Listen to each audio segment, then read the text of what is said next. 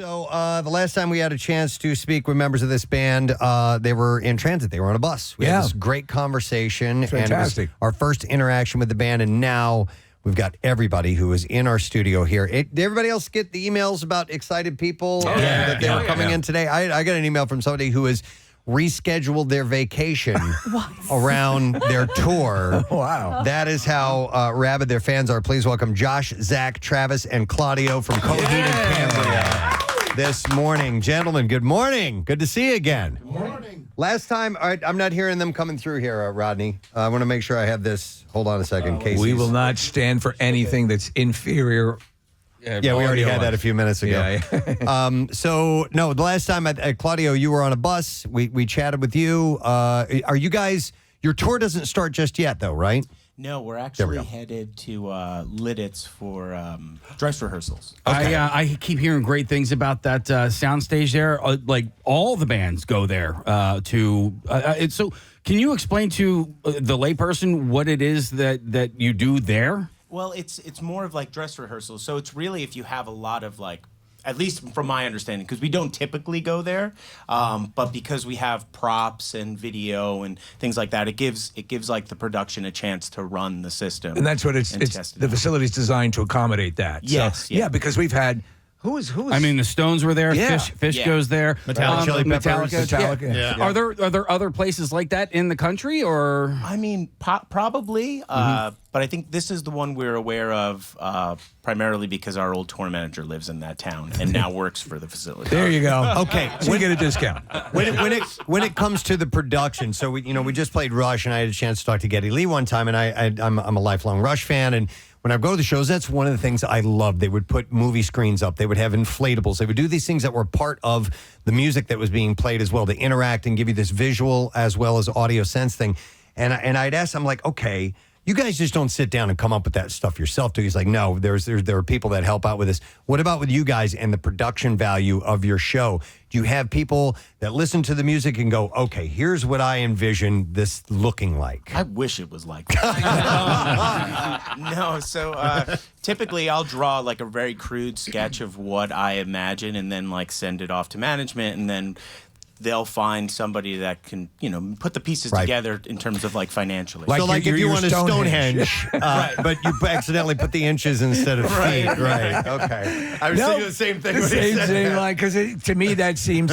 But you're, and we talked last time, and I've since taken a more active approach in listening to a lot of your stuff, because we love progressive, concept albums, and we love the whole predicate for your musical journey across these different albums and the sci-fi elements and so on and so forth. But it's got to be hard when you're putting together a show, because it's so in your minds and you've lived with it for so long, in that staging process to say, how do I convey this thought? Because it's so near and dear to you to at some point say, all right, you do it now. It's got to be hard, right? Right, absolutely. But, I also understand, like, with trying to put together a production like this, there are going to be limitations. I'm not making, like, the Star Wars movies. Right, so there's, right. like, trying to find these pieces that are really both resemble the story properly and also just the lineage of the band. Right. So, like, picking those things. And so it's a delicate process. That's why it's so hard to just kind of hand off. It needs to work in both domains. It's amazing when you encounter someone who's very creative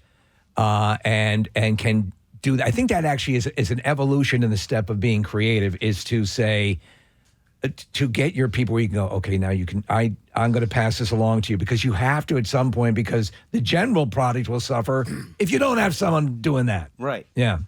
I was curious about, when you are rehearsing for a tour, if when you guys go and you get in this performance space and do it, if you will try to get where, okay, guys, we're going to run it all the way through from beginning to end as if there's an audience there. Do you try to do that, or you do? Okay. Yeah. So with similar amount of breaks in between songs, like, you only have a certain amount of time, you go right into this other song.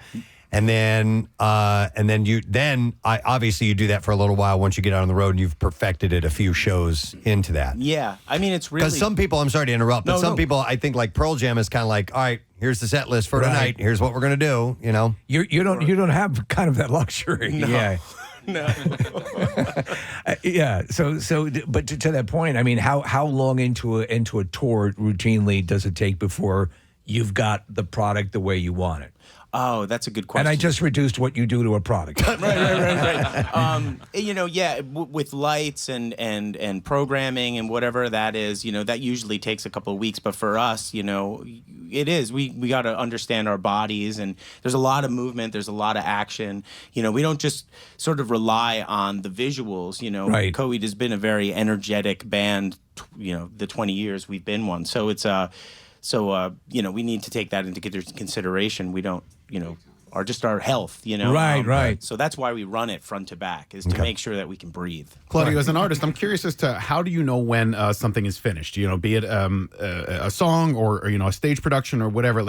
Because so much artistic vision goes into it, and I think artists sometimes don't know: am I done with this? Did I do it the way that I wanted to do it? So how do you know? All right, I'm done now, and now I can move on to the next one. It's tough because you're never really done. Right. Like I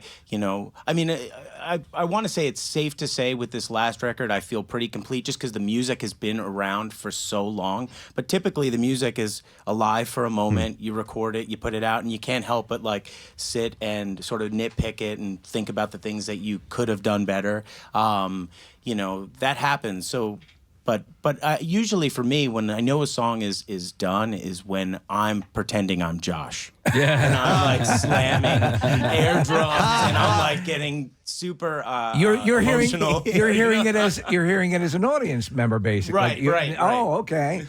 You mentioned Josh, your drummer, and when we spoke to you last, you said you made an interesting comment. And I wish I had the exact quote, but Steve, I think you had asked him, if there was something you wish people appreciated more about the band or something like that. And I think you said something along the line, I wish they knew even more so what a great drummer Josh is. Yes. So he gave you this big time love on our program, which was pretty cool. Yeah, I saw it. It was incredible. Oh, you did? Yeah. Nice. Yeah. We've all been playing music together for a very long time and in different bands, and when I first saw Josh play, he was playing in a band with his brother, and I just remember being fixed and fascinated on him. Yeah. And I'm like, wow, it would just be incredible to one day play with him. And I think we had one night had a few beers together, and we were maybe taking a pee or on the side of a house. And I said to him, and mind you, Josh's brother and their band was signed. They were off and going to do something. And I had said to him,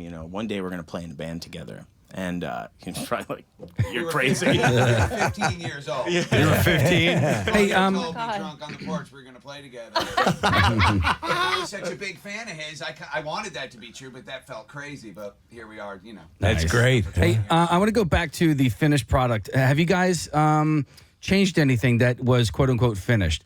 Whether it be a lyric or chord progression, or have you, because you've been playing something or singing something for so long, and you go, you know what, man, this would have sounded, and you know what, you're the creator. You can do whatever the hell you want to it. Right. You know what I mean? Have you ever done anything that was kind of already in the books for years? Yeah, we have. We've added little things like injecting a cover of The Trooper inside a Coheed song. Things That's like cool. that. That's cool to be able to do that. It's cool. Yeah, and you also, because when you make a record and you record the record, you only have this it feels like at least this finite portion of time, and as you play it and perform it, you start to realize there are some things that you can do a little better, and you start to modify, and it happens. And I was curious about musicians, bands that have a body of work. If you can kind of fall in and out of love with certain songs that you've written through the years, does that happen? Oh yeah. Yeah. I know that. What, if I may jump in here quickly, Preston, what song fell out of favor that is now back in favor? What has fallen? That's a tough one. Because I know. You don't, just to revisit, sometimes you need to rediscover why you wrote it and loved it in the first place, Right. There's one song we're performing on this tour that we haven't in a while, and I like the song, but it's just a difficult one, and it seems to be a fan favorite, and we haven't played it in a long time. But it's the one of the set list that I'm like I want to battle You know, I want Right. to get it because it's really tough on my throat. And Yeah. It's like right in the middle of the set, but it's called The Running Free. Okay, so is it like in the show? You're like, all right, 3 more till the running. 3 more, 2 more. All right. Do you, Now I got to do it. do you guys all feel the same about that song in particular? Is it sort of a group, or do you all have your own specific songs? No, I don't think that song. I mean, there's a song that we're playing from the new record, which is a big undertaking, and I think that every night when we get that done, for me in particular, I'll feel really good. Okay. Okay. All right. What about you, Zach? Anything? Or is it just all easy? No, it's definitely not all easy. No. Actually, yeah, there's some stuff, you know, from the new record where singing backup vocals is really difficult. So that kind of stuff will stress me out because I can't really sing that good. So. And we know Josh is so good that there's no problem whatsoever. Well, your music has so many different textures, it has so many different places that it can go to, from tender ballad to in your face, Yeah. you know, that I would imagine the set list allows you time to take these breathers and flow. And you want the music to flow anyway when you're playing a show. Yeah. We also curate a lot of segues to allow us time to, Okay. Yeah. you know, keep vibe going and allow us time to just gather ourselves. Speaking of segues, I'll use this one to see if we can get some music. It's what I do, Josh. All right. Mark of a pro right See if you can get some music for us this morning. And what song you want to do here, Claudio? We're going to do the Liars Club. Excellent. All right, this is Coheed and Cambria on MMR. Liars, it's the fear that wakes us up. It's the truth that things are such a mess, far beyond repair.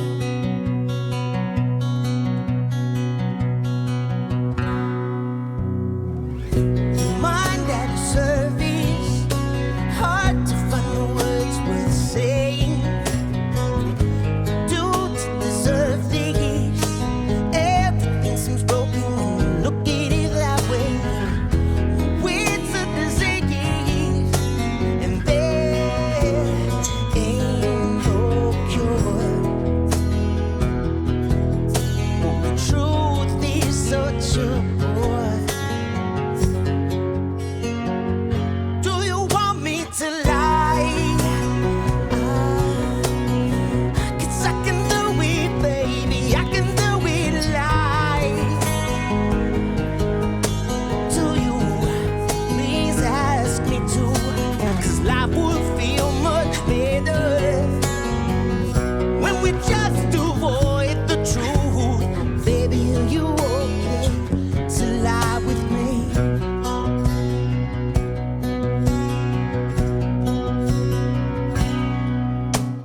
Deep in disgrace, we're empty retreats, farther than it seems to be.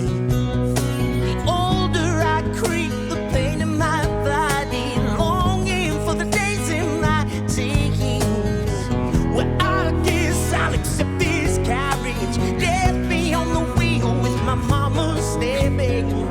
Jealousy here in the back seat.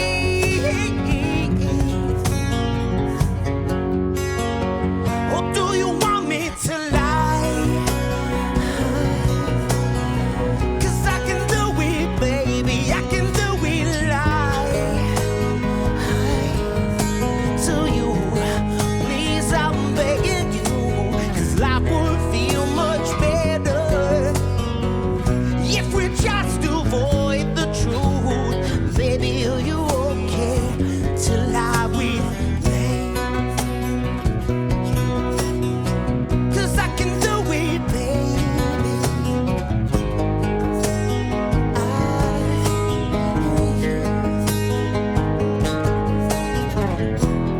Baby, are you okay? Ooh, are you okay with it?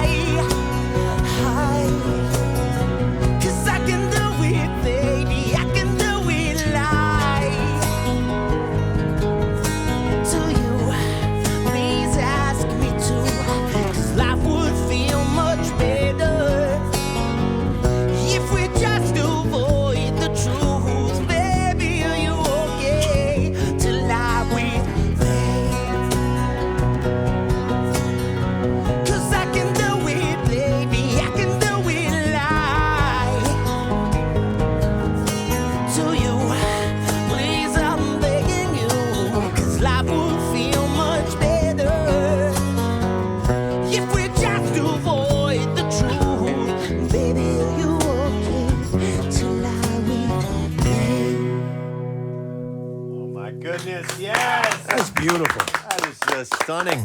Coheed and Cambria, 93.3 WMMR, the Vaxis to a window of the Waking Mind tour.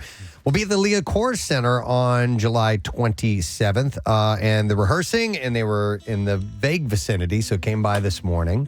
It was so glad you had you here. You know, Preston talked about getting emails and people being very excited, and that, you know, your fan base is so invested in what you do. And you mentioned Star Wars earlier.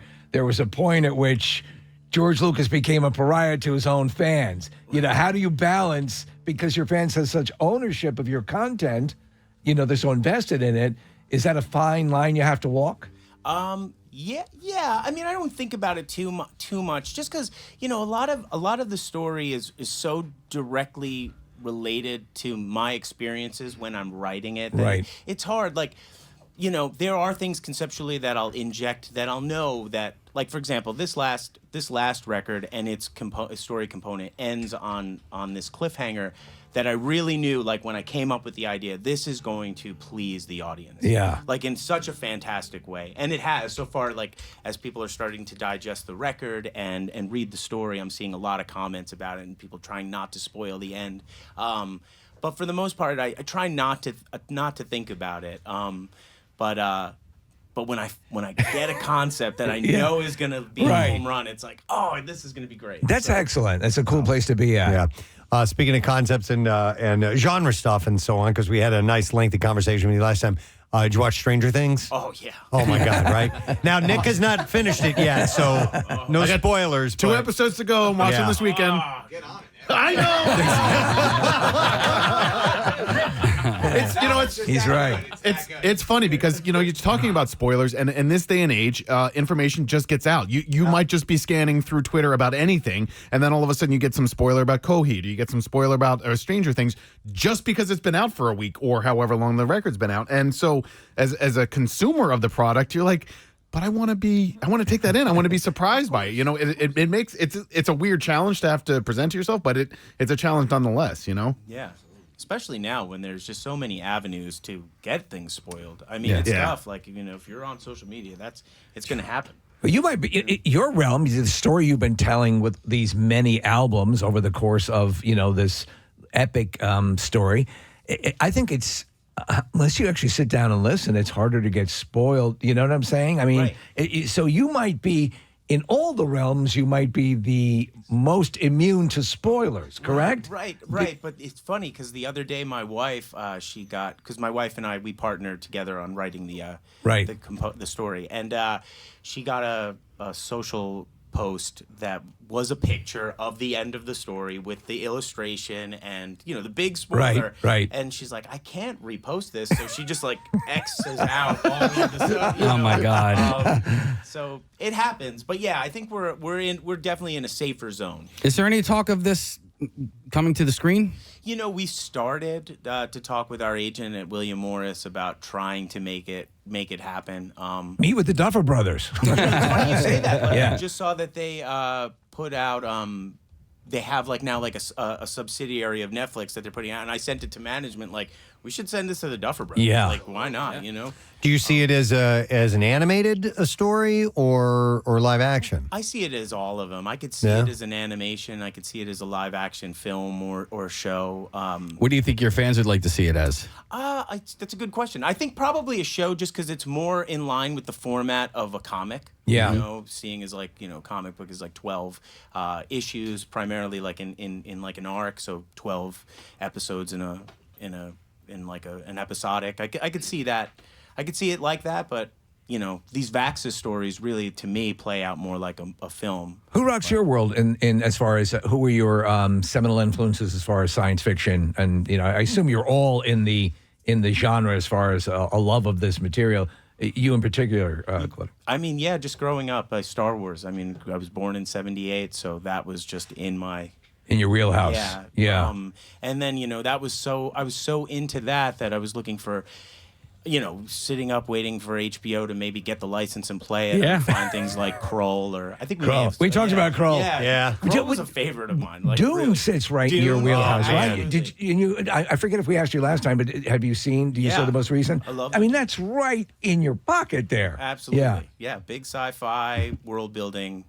It's become my thing. I think about it now. I'm like, wow, I've been doing it 20 years. It's actually over 20 years because the concept was born in '98, and I'm just like, wow, it's so bizarre when I see all of the characters and we do the comic conventions and even the crews, like when fans cosplay as like characters in the story that they seem to resonate with. It's like, wow, that's pretty powerful. Like, I've always wanted to have that. I've always wanted to do that.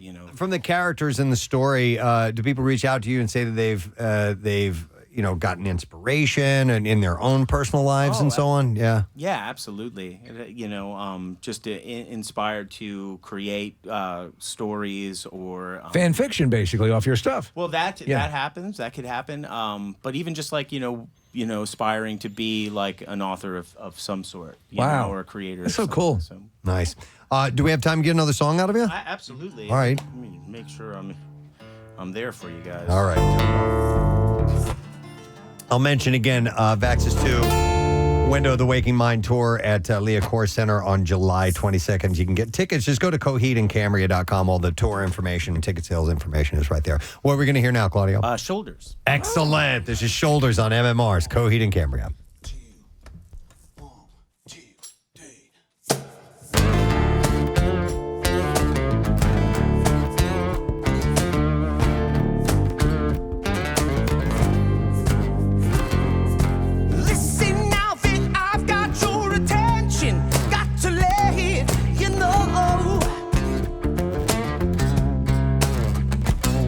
I hate to see you go now, since you're gone, we can enjoy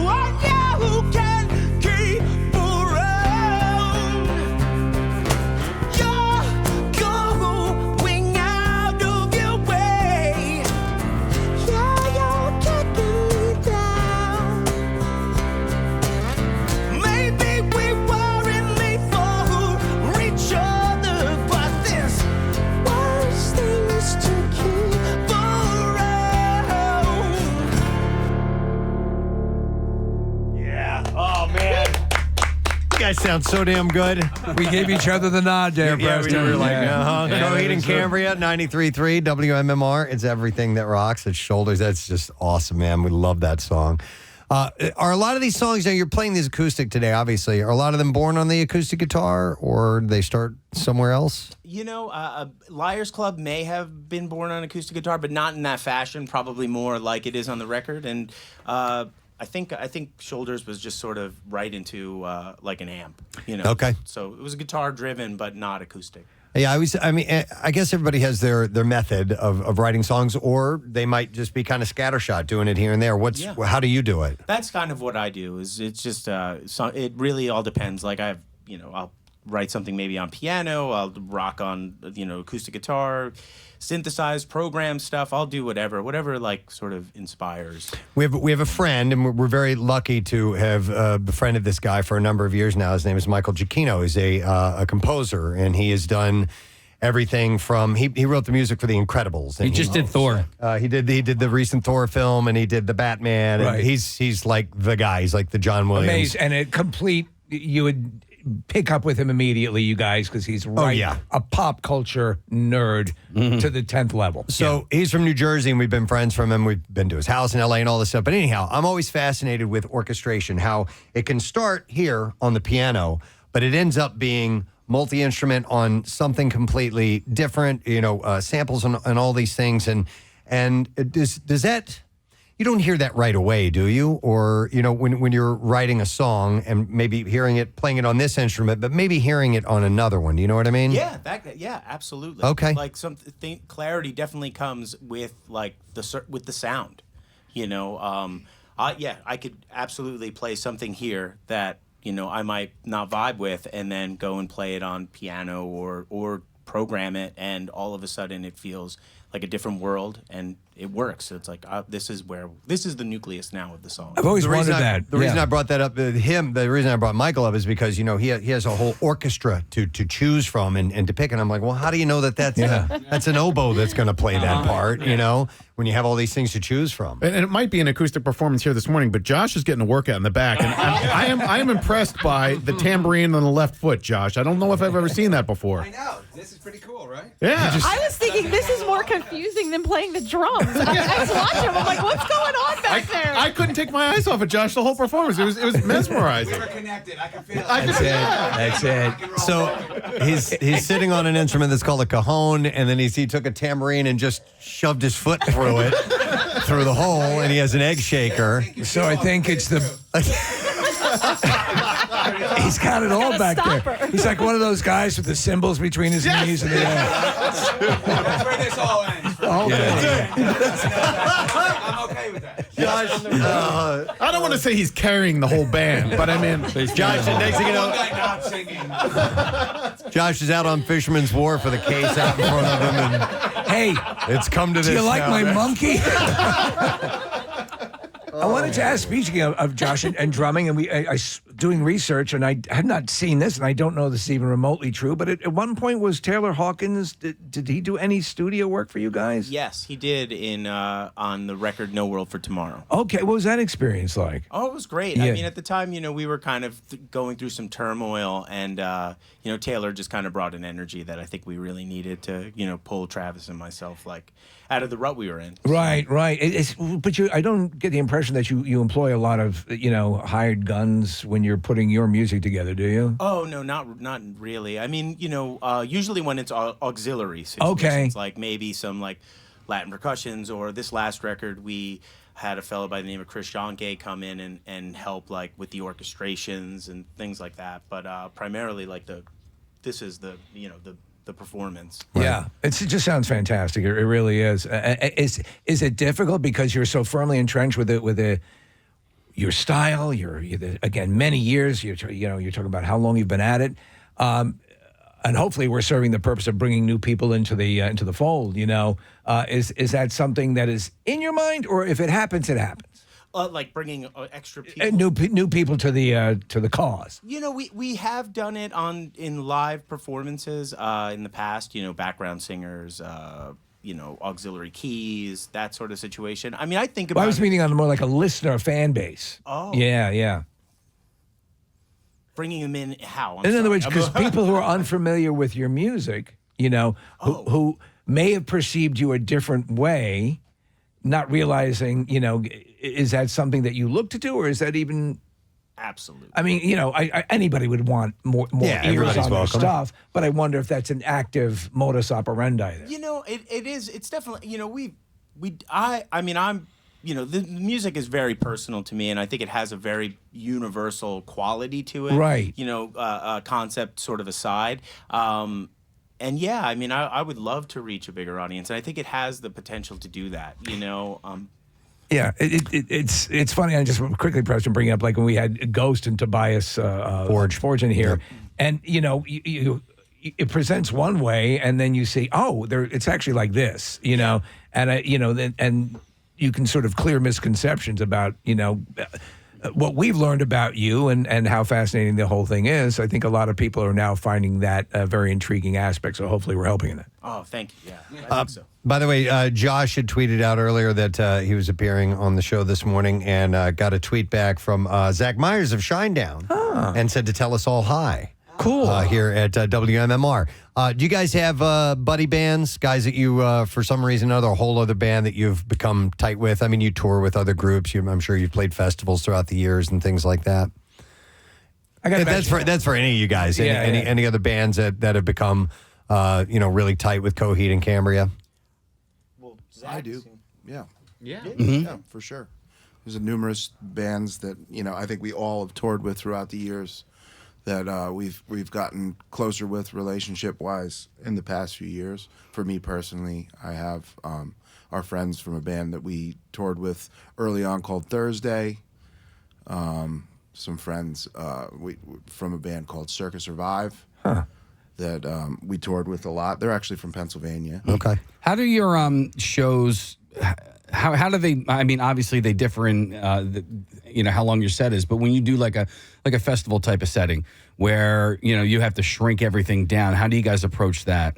It's just like that, basically. Right? You just play faster. It's the full concert, just at 78. Yeah, it's tough because you don't get the sound checks, you don't get that sort of attention. So it's really kind of a run and gun situation. You know what I never really thought of was in those type of settings, the festival shows, because you talk about like lighting and stuff like that, like how that all works. Because we have our MMRBQ every single year, and I never really paid attention to, because you guys have your own lighting guy, right? So you're lighting people. How many people do you got doing your? I think there's just a lighting and video tech. I Okay. believe. And then of course All the other, sort of setting it up. Yep. So your question was? Well, just how that, I forgot that I'd even asked a question. What do you guys like to eat? No, how that's, because it's, I forgot I had a question. well, it started getting answered, and I was like, maybe the question got answered. I have no idea. But the light, so you talk about the sound on the stage, that's one thing, right? To flesh that out. When one band ends and all their equipment and all that stuff goes to the back of the house, and then the new stuff comes out, but like the lights don't come down, right? So you have to work with the lights that are in house. Absolutely. Okay. Unless of course if you are headlining the set, then you can bring in your situation. But yeah, if you're just one of many, you're. I assume you put sanitizer on everything too, just to make sure you're not catching colds and stuff. So. Well, listen, Coheed and Cambria are getting ready for their own tour. Themselves putting on their own production, and it's getting underway. They're doing rehearsals right now. It kicks off, actually, this says on Tuesday in Miami. That's where you guys have your first show? Yes. Excellent. Well, good luck. And Alkaline Trio is going to be on that bill as well. But they'll be back here in our area on July 27th, the Leah Chorus Center, and tickets are available at coheedandcambria.com. And if you've been looking for a nice body of work and you've never dove into the Coheed and Cambria catalog, it's all there for you. Sitting right There's there, a ready. Story waiting to be had. It's if you're a fan, be entertained. It's talking to John Anderson from Yes, Yeah, we just had him on last talking week. about it's there. If you say they don't make it anymore, they do, and you, the guys that are doing it. So it's awesome. And Josh has removed his tambourine from his foot. just It's now. hard to jog with that on. The gig's over, man. Taking it off. You guys are awesome. We love you. Thank you so much for coming by this morning. Wonderful to have you. Let's hear it for Coheed and Cambria, Josh, Zach, Travis, and Claudio. We will take a break, and we'll be right back.